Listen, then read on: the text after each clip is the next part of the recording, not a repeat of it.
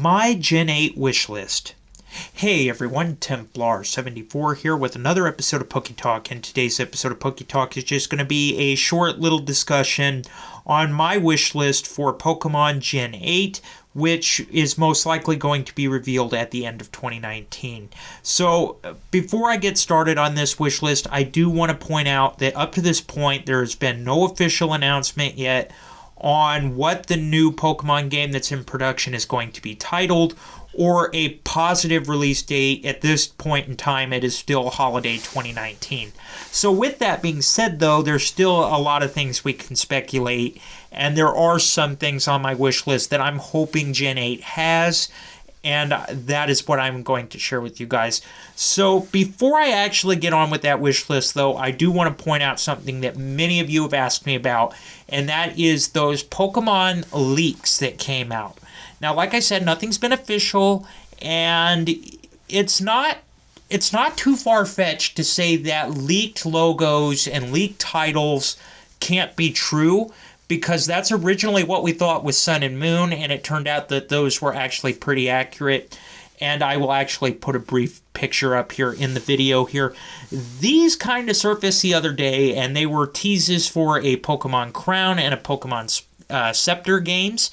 And supposedly, according to these leaks, they were going to be based on Great Britain. Now, like I said, those are not confirmed to be official. At this point, they are still quote-unquote leaks. People are saying they're fake. Some are saying they're real. I'm just saying it's not entirely unrealistic to say these cannot be them, because it actually has happened before where leaked titles and leaked logos turned out to actually be right. If you guys remember the whole big Sun and Moon debacle, Sun and Moon was spoiled, I think it was almost 2.5-3 weeks before anything official came out, thanks to some Chinese hackers. We had gotten game concept designs, we had gotten the leaked logos, we had gotten all this stuff about 2.5 weeks before it was officially revealed, and everybody was saying at the time that all these leaks, when they came out, were fake. Well, the concept art turned out to be real. The concept for the starters turned out to be real. The logos were actually pretty spot-on accurate, and I can't remember if the names were accurate or not. My memory's not that great. But regardless, a lot of the leaks turned out to be, yes, these were actually real. So I'm not discounting the possibility. With that being said, you guys have asked me what my thoughts were going to be about Gen 8, and I said all along that Gen 8 was probably going to be based in Europe or based in Canada, and my candidates for Europe were either Spain or Great Britain. So if this turns out to be real and these games are based on the UK and Great Britain, I just want to say it right now, I called it. But yeah, that's all just fan speculation at this point. Absolutely nothing to do with this wish list. So with that being said, I just wanted to address that. So with that being said, and at risk of further rambling, let's move on to this wish list discussion. So my wish list is actually pretty straightforward, and I'm going to talk mostly about the games here. I might get a little sidetracked and wander off into the anime world because, hey, that's just me. I am interested in the anime aspect of it. But for the most part, I want to stick to the games. So first of all, well written. You know, a game can look absolutely fantastic, have kick-butt graphics, but if it's not well written, it's not worth the time. And that was actually one of the things I loved about Sun and Moon, was that it was extremely well written, and the Sun and Moon games were actually a nice change, and they turned out to be some of the best-selling games in the franchise. And I mean, I'm not going to sugarcoat it, although the anime is kind of the games are phenomenal. It's kind of the black and white effect here. When the games are excellent, the anime is usually subpar. When the games are subpar, the anime is usually fantastic, and that's the role it's usually played. That's usually how the pattern works. So, Gen 8, if it's not well written, it's not worth the time, not worth picking it up, in my opinion. So I'm really hoping that whatever we get, whether Crown and Scepter are real, or if we get something completely different, I'm just hoping it's well written and it's got a decent story to it. That has got to be number one on the wish list. Well written, decent story, and an able to be followed story with a lot of lore. So there is that.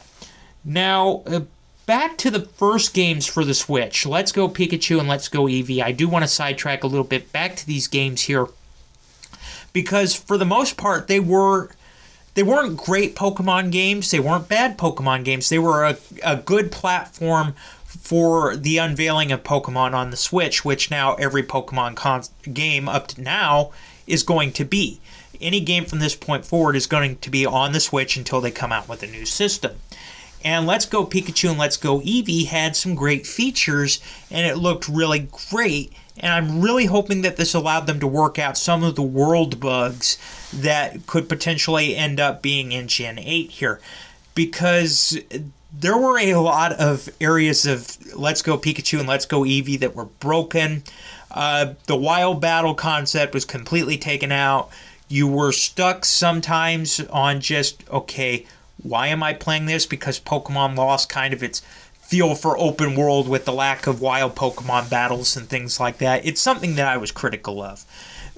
But with that being said, I'm really hoping that they were able to work out the bugs in Let's Go Pikachu and Let's Go Eevee, and we're actually able to get a more open Pokemon world feel for Gen 8. I just want a open world, not like Zelda or anything like that, because I really don't think they'll be able to push the technical limits of the Switch that far for a completely open world Pokemon game. But I want the world to have a more open feel than Let's Go Pikachu and Let's Go Eevee. I'll be honest with you, when I was playing Let's Go Pikachu, I kind of felt like I was handcuffed a little bit, and I didn't like it because a lot of concepts in Pokemon games of the past you didn't have here. And while Let's Go Pikachu and Let's Go Eevee was great, you could tie it in with Pokemon Let Go and everything else, I still kind of felt like I was handcuffed playing it, and I really don't want to have that feeling when it comes to Gen 8. I want it to be more open. I want concepts of the past to be integrated with the new technology and the new stuff. And let me just explore. Let it be Pokemon again. Unhandcuff me. So, yeah, that's another thing. Gyms. Now, I'll be honest with you. I liked Sun and Moon for the idea that, okay, we're finally going to get a break from the whole 8 gyms, League, Elite Four, Champion, done. You know, it was something that Pokemon had done for 20 years up to this point, and Sun and Moon was a great relief to that, where it's like, okay, finally, something different. I can get into this. And while, yes, the trials were fun, they were a broken system. I got to be honest with you, because the trials were ridiculously easy the first time around. Now, I'll be honest, Ultra Sun and Ultra Moon, they did fix the difficulty level because, you know, Pokemon, it's not a difficult game by any stretch of the imagination. But Ultra Sun and Ultra Moon did do a little bit better at raising the difficulty level here. That being said, I really do want them to go back to gyms, because while it was a nice change not to have those for 3 years, now you kind of want them back. It's one of those things where you don't realize how much you miss it till it's gone. And actually, in a perfect world, I doubt this will ever happen, but who knows, since the Switch is technically a console, maybe they have a little bit more memory power to devote to this. I've always said, if you want to give me a great Pokemon game, what you need to do is you need to give me an option at the beginning of the games. Do I want to do something trial-based like Sun and Moon? Or do I want to do gym-based like a regular Pokemon game and like everything before that? Give me that option at the beginning of the game, you know? Let me pick what adventure I want. That's something I really wish Pokemon would do. I doubt it would ever happen. But if it does, I think this would be a great time to implement that. And I really, really hope that we see that one day. I'm not holding my breath for Gen 8. But if we saw that, that would be awesome in my opinion. And, of course, another feature from the games I do want to see come back, just because it was my favorite feature of XY, and then into Sun and Moon, I was so glad that they kept it. Let's keep character customization in the system. Let's not get rid of that, because it was a really nice feature, a really cool feature, and it made it feel non-cookie cutter. Like, the Pokemon games before XY were all cookie cutter because, say, okay, you were one trainer, my buddy was another trainer here, and everything would look the same. There would be no difference here. Nothing that you could do that would be different. Character customization kind of did away with that, and it let you just kind of be your own character.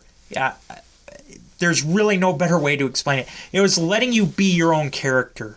And that's something that I really hope Pokemon continues to use, because it is a great feature, and by far it was the most popular feature of XY, and it carried over into Sun and Moon, Ultra Sun and Moon. So character customization, that's got to be another thing to keep on this wish list.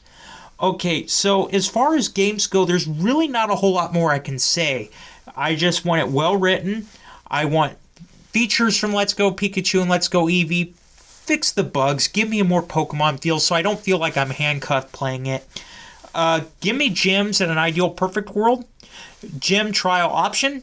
I doubt that'll ever happen. But if it does, I would be going berserk over it. I would love it. But we shall see. Not holding my breath for that. And then now comes... Oh, of course I got character customization on there. How could I forget about that? So those are pretty much my big hopes for the game on my wish list. Now I kind of want to wander into the anime world just briefly, only because the anime is based off of the games. So anime, Gen 8, whatever region it's based on, whatever game story we get, whether it's great, whether it sucks, I don't know. Usually the mold is that if the game rocks, the anime typically is lackluster. If the game is lackluster, the anime usually pulls out all the stops and it goes all out. I gotta be honest, only because that this is going to be the first main generation Pokemon game on the Switch, I really do think Pokemon is they're going to play it safe this time. I can't say easy because, well, Pokemon is not difficult by any stretch of the imagination. But I do think they're going to play it safe, especially considering most of the team that's working on this they're newer people. The veterans like Junichi Masuda and others that have worked on all the other Pokemon games and had worked on Let's Go Pikachu and Let's Go Eevee really are kind of hands-off on this one. These are kind of the newer people. These are the new rising stars within Game Freak here that are doing this new game. And the fact that this new game is going to be the first one on the Switch, I do think they're going to play it safe. So that's probably going to give us a kind of indication on how they're going to do for the anime here. The big thing I have for the anime, because you can't really speculate anything until you see what the games are, anime, art style here. I cannot stress this enough. The animations for Sun and Moon are great. Don't get me wrong. The battle animations are phenomenal. And there were a lot of episodes where really the only thing that carried the episode was the animation. That being said, next generation, I would really love them to use either the art style from Movie 20, which I don't think that's going to happen, only because Movie 20 was more of the XY, black and white anime style, and I don't think they're going to go back to that after they've taken such a radical step forward for Sun and Moon. But in an ideal perfect world, I love there to be Movie 20 anime art style. If I can't have that, then the next best thing I could ask for would be Movie 21's animation style. Because I did like Movie 21's animations. It was great. They were really well done. They were really colorful. If you can't give me Movie 20 and make it feel more anime style, give me Movie 21 animation style. That's all I can say. And that's really as much as I got for the anime. Only because you cannot predict the anime without knowing things about the game. So, with that being said, I think that's about as far as I can go, and I think that covers just about everything on my wish list. So, at risk of further rambling, in the comments section down below, let me know what your guys' thoughts are about all this.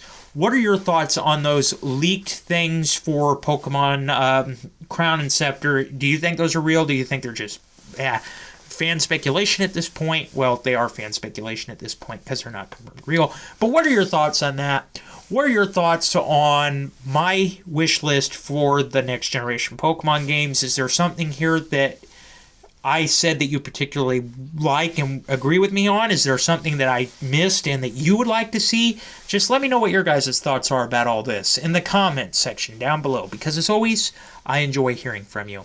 All right, everyone, as always, Templar74 signing off. Have a great day, everybody, and I'll talk to you all next time. Goodbye, everybody.